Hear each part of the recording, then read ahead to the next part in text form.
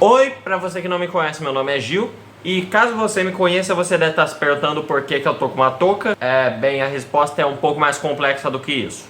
Resumindo, o meu cabelo está uma bagunça completa. E vocês sabem que se sou eu reclamando que meu cabelo está bagunçado, é porque o problema é sério. Então, resumindo, eu acho que fica melhor usar uma touca ridícula do que mostrar meu cabelo ridículo de fato. Mas até isso, o ventilador tá aqui também, né? Então, vamos pro vídeo. Então, uns meses atrás eu postei um vídeo falando sobre Scott Pilgrim, mais especificamente sobre como é difícil adaptar Scott Pilgrim, comparando muito com o filme. Lá naquele vídeo eu falei que ia ter uma animação de Scott Pilgrim que ia sair pra Netflix em novembro. Exatamente por isso que eu tô falando dela em fevereiro. Eu gostaria de vir aqui falar que toda essa demora pra fazer o vídeo foi porque eu fiquei esperando, consumindo a obra aos poucos, entendendo e compreendendo as nuances dela. Só que seria uma grande de uma mentira. Sendo bem sincero, eu peguei essa série do nada e assisti ela meia-noite e terminei às 5 da manhã. Sim, eu assisti todos os 8 episódios de meia hora em uma noite só. Eu não me arrependo de nada. Então, desde o momento principal que eu assisti essa série, eu sabia... eu vou ter que fazer um vídeo falando dessa série. E meus amigos, o que não falta é conteúdo pra falar dessa série. Mas bem, sendo bem rápido, eu não vou falar um resumo completo da série, porque das últimas vezes que eu tentei resumir séries, ficou um vídeo de 40 minutos falando da primeira temporada de Jojo. Pois é, né? Então, meus amigos... Aqui hoje eu vou comentar sobre Scott Pilgrim Takes Off, a animação da Netflix baseada nos quadrinhos, e falar o que eu achei dela, sobre o que eu acho interessante foi abordado, o que eu acho que foram pontos negativos da obra também, e sobre o contexto geral da série inteira. Sendo bem sincero, rápido e direto, eu devo falar que a série foi bem boa. Tipo, óbvio, eu não diria que é uma masterpiece ou coisa do tipo, mas definitivamente uma nota 8, 8,5, coisa pra ir aproximado. Não é uma série que eu veria, tipo, reveria várias vezes, tipo Community ou BoJack Horseman, mas definitivamente foi uma série que enquanto eu consumi foi muito divertido ver. Foi tipo uma ótima experiência.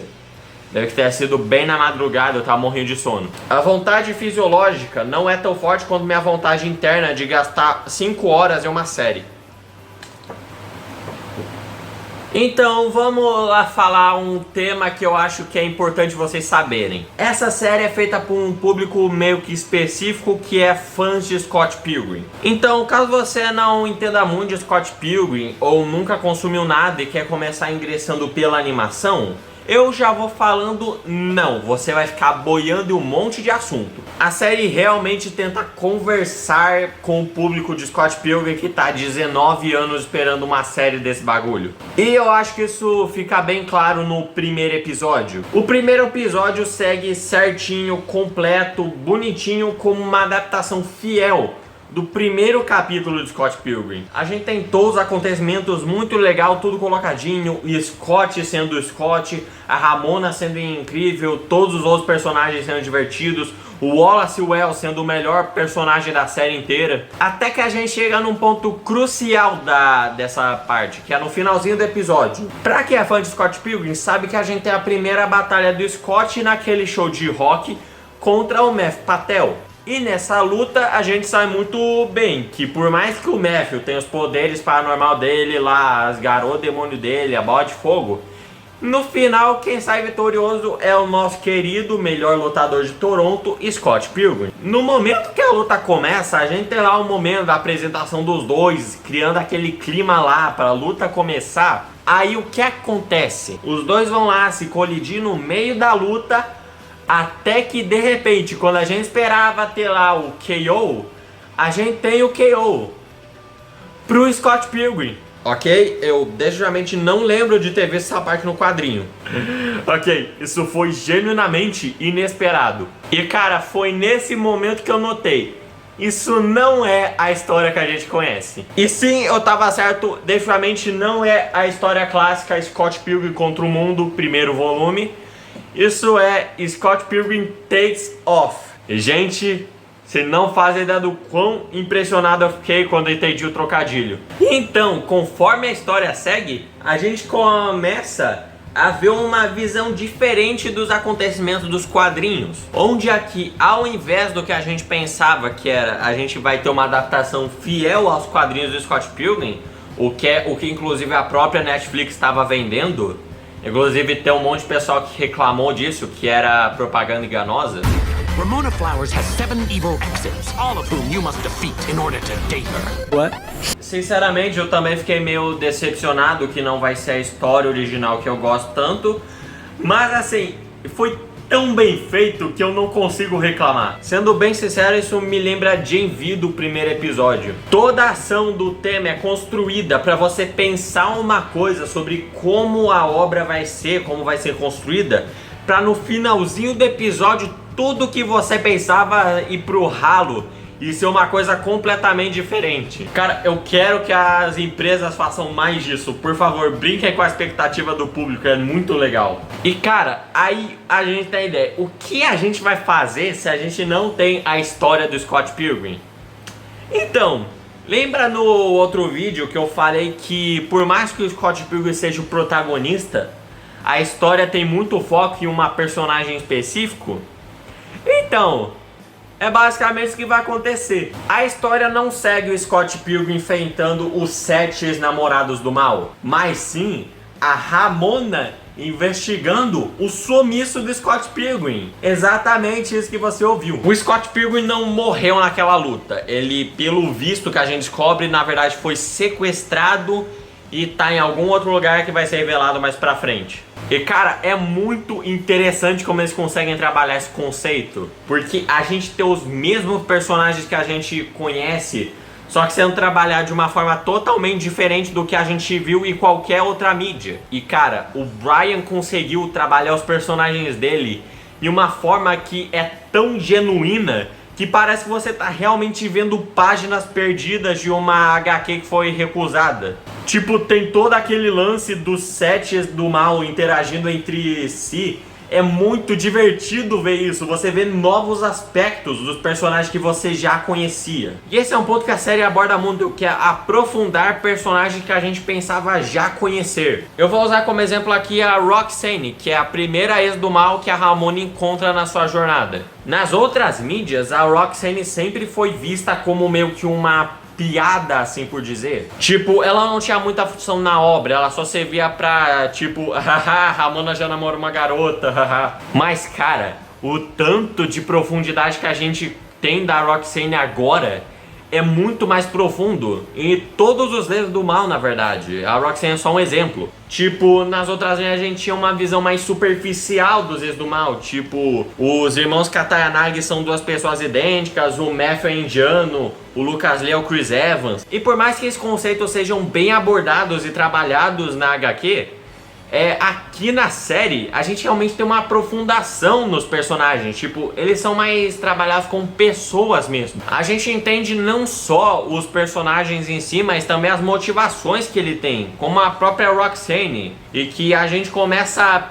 acho que pela primeira vez, ver o passado dela e dos outros ex também. E sim, aqui a gente descobre que realmente a Ramona namorou os irmãos Katayanagi ao mesmo tempo.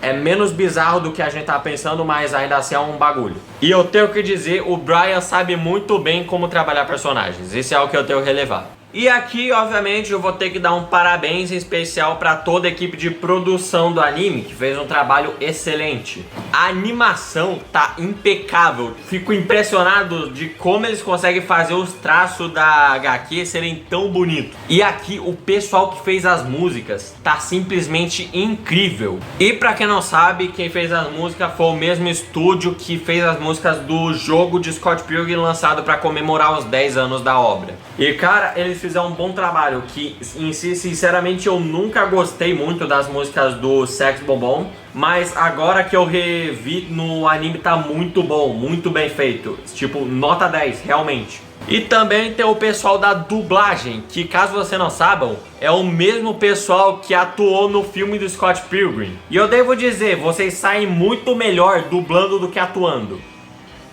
Foi mal. No, the real Scott Pilgrim. E um detalhezinho, a atriz que dubla a Roxane é simplesmente Mae Whitman, que, caso você não saibam, é a mesma dubladora da Emily Blythe. Eu simplesmente adorei isso, é muito maneiro. Come on, let's go watch a stupid musical about a stupid guy. I don't know what I'm gonna be when I grow up, but I want to choose the path myself. And that was enough. I think we should just keep flying and leave this horrible place behind us. Mas enfim, eu falei dos pontos positivos que a obra tem. Obviamente eu vou ter que falar de um ponto negativo, né? Então, lembra que eu falei que por mais que os personagens estejam bem trabalhados, todo o conceito da obra é muito bem aproveitado, eles seguiriam um rumo muito diferente e bem criativo que o Brian teve? Então, o problema em si é o desfecho. Sinceramente, cara, eu tenho uma teoria sobre o que aconteceu. Parece que no meio da produção houve um apressamento ou coisa do tipo, que no final o Brian simplesmente não conseguiu amarrar umas pontas soltas e ter que trabalhar um conceito pra que a obra fechasse de alguma forma. Tipo, a série começa caminhando de um ponto interessante, aí eles começam e crescem até chegar em um estopim que eles parecem não saber mais aonde levar a série. Então eles só continuam qualquer coisa que eles conseguem. Tipo, a gente tem, ok, alguém sequestrou o Scott Pilgrim. Quem sequestrou o Scott Pilgrim? Outro Scott Pilgrim, só que do futuro. E todo o tema dessa obra é que esse Scott Pilgrim do futuro, na verdade, teve um decepcionamento amoroso com a Ramona e vai fazer com que o nosso Scott Pilgrim de Scott Pilgrim Takes Off nunca conheça a Ramona, pra que eles não fiquem juntos e não leve ao futuro divórcio deles. Tipo, cara, isso é até um bagulho meio interessante se você parar a pensar. Segue um pouco a linha original do quadrinho, que é pra falar uma história de amor entre Scott e a Ramona, deles lutando com adversidades, etc. Só que, tipo, fica muito estranho. Não parece uma daqueles lances de criatividade maluca do Brian apenas. Parece mais um lance de maluquice só mesmo. E, cara, é um conceito meio bizarro você parar a pensar que Scott Pilgrim, que vira meio que o antagonista da série, é o nosso Scott Pilgrim. Tipo, literalmente, é o mesmo Scott Pilgrim que lutou com 7 ex-namorados e ficou com a Ramona no final. Pensar que ele levou esse final deprimente é meio triste. Se bem que também pode ser, na verdade, o Scott Pilgrim do live action do Edgar Wright. Que aí, realmente, eu queria que ele tivesse um futuro decepcionante. Lembre-se, crianças, é isso que acontece se você não trabalhar bem um personagem em um filme. E assim, por mais que Scott Pilgrim seja meio maluco, vá para um caminho totalmente diferente do que a gente queria, e tem assim um encerramento meio bizarro e chega a ser um pouco decepcionante, ainda assim, como eu falei, é uma experiência incrível, cara. Você vê todo aquele lance da Ramona reencontrando seus ex do mal e meio que se resolvendo com eles de uma forma até que mais madura do que a gente viu nos quadrinhos. É simplesmente uma das melhores experiências do mundo, com uma ótima animação, com uma ótima dublagem e com uma trilha sonora fantástica. E sinceramente eu acho que essa série vale a nota 8 que ela tem. E bem, já falei do filme, já falei da animação. Se você quiser eu falo do quadrinho de uma forma bem resumida dessa vez. E não, eu não vou falar do jogo, eu ainda não passei da fase do Todd. Falando nisso, eu acho que eu vou tentar passar mais uma vez. Dessa vez eu pego ainda. Tchau.